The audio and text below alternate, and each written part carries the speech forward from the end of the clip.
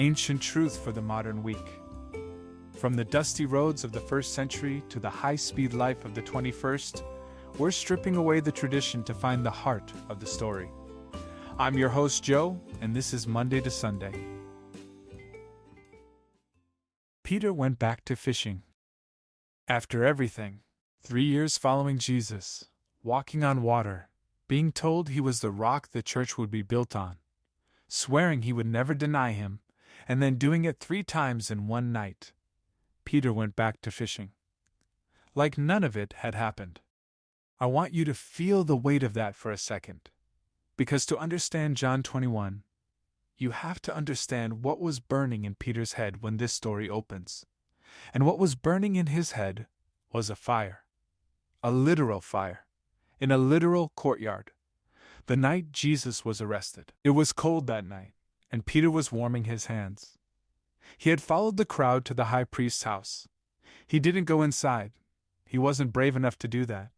But he stood at the fire with the servants and the guards and the people who were waiting for the trial to end. And while he was standing there, 3 different people looked at him and said some version of, "Weren't you with him?" And 3 different times, Peter said no. The last time, somebody recognized his accent. A Galilean accent, in a Jerusalem courtyard on the night his rabbi was on trial inside the building. And Peter started swearing. Started calling down curses on himself, saying he didn't even know the man. And then a rooster crowed. And the Gospel of Luke records this detail that's almost unbearable. It says Jesus turned and looked at Peter from inside, across the courtyard, through the doorway. With the rope still on his wrists, he turned and looked at him. And Peter went out and wept bitterly. That's the fire that's burning in Peter's head when John 21 opens. That look, that rooster, that courtyard, that cold night. And what does Peter do with all of that? He goes back to fishing. This is one of the most quietly devastating moves in Scripture, because Peter is doing the thing we all do when we have blown it badly. He is going back. He is pretending the last few years did not happen. He is putting on the old clothes and getting back in the old boat and trying to remember what it felt like to be the guy he was before he became the guy who failed. And it does not work. They fish all night. They catch nothing. And then there is a voice on the shore. Cast the net on the other side. It is barely dawn. They cannot see who it is. But somebody on the beach is telling them where to fish. And they do. And the net comes back so full they cannot pull it in. If you know your Gospels, you'll recognize this. This is the exact same scene from Luke 5. Same lake, same boat, same Peter. Same fishing all night with nothing. Same stranger telling him where to cast. Same overwhelming catch. Jesus is doing this on purpose.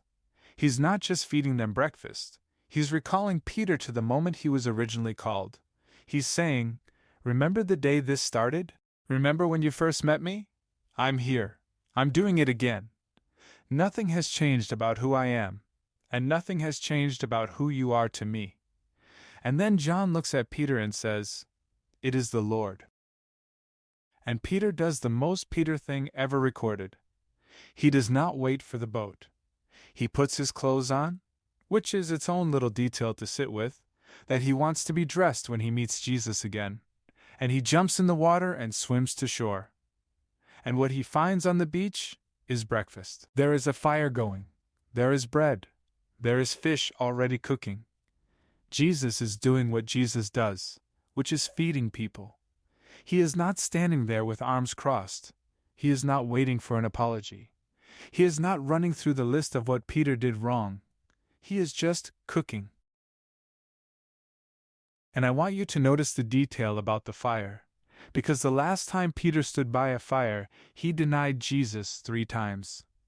The last time the smoke was in his nose, he was lying about who he was, and Jesus knew that. And Jesus built a fire on the beach anyway, because the only way Peter was going to be free of that other fire was if he stood at this one and didn't run. The prophet Ezekiel wrote about a moment like this. 600 years before it happened, God said through him, "I myself will search for my sheep, and will seek them out. I will rescue them from all the places to which they have been scattered. I will seek the lost, and I will bring back the strayed, and I will bind up the injured, and I will strengthen the weak. That is exactly what is happening on the beach. Peter scattered himself. Peter strayed. Peter was injured in a way only Peter could see. And Jesus does not wait for Peter to find his way back to the road. He comes looking. He builds the fire. He cooks the breakfast. He binds up the injury before he gives him the next assignment. And then, after they eat, the question comes, Simon, son of John, do you love me? 3 times he asks it. And Peter, who you would think would be relieved, who you would think would be thrilled to get a second chance, Peter is hurt. Because 3 is the number that has been haunting him since that night in the courtyard. 3 is the number of times he said he did not know the man. 3 is the rooster crowing in his head. But Jesus is not piling on. He is matching. Same number, same threshold. Once for each denial, once for each restoration. Peter said no 3 times. Jesus is asking him to say yes 3 times. The wound was 3 layers deep. The healing has to be 3 layers deep too. And after each yes, Jesus gives him a job. Feed my lambs, tend my sheep, feed my sheep. Here is what I want you to notice about this scene. Restoration was not a lecture. It was an assignment. Jesus did not sit Peter down and walk him through what went wrong. He did not make him relive it. He did not make him explain himself. He just asked him a question 3 times and gave him a job 3 times. The morning after Peter's worst night was the morning Peter got his commission. That is not how we think failure should work. We think failure means you are benched. We think failure means you sit on the sidelines until you have proven you are trustworthy again. We think the morning after the worst night should be a long stretch of quiet where God lets us feel what we did. And sometimes there is quiet. But the quiet is not the verdict. The verdict came over breakfast. And then Jesus says one more thing that's worth sitting with. He tells Peter, when you were younger, you fastened your own belt and went where you wanted. But when you grow old, you will stretch out your hands, and someone else will fasten a belt around you and take you where you do not wish to go. Restoration was the assignment. And the assignment was a hard one. Peter's restoration didn't lead to a comfortable retirement. Tradition says he was crucified upside down for his faith because he didn't consider himself worthy of dying the same way Jesus did. The morning at the beach was the moment he stopped running. Paul wrote the same thing from the other end of his life. I have fought the good fight. I have finished the race. I have kept the faith. 2 letters away from his execution, and he is not writing about regret. He is writing about the race.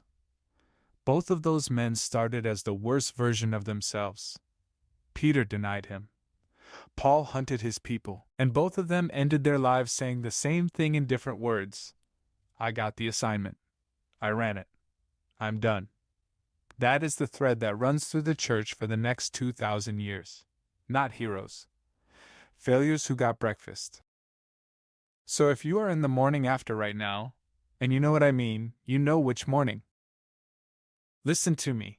The fire is already going. The bread is already on the rocks. Jesus is not waiting for you to grovel your way back in. He is waiting to ask you a question 3 times and give you a job 3 times.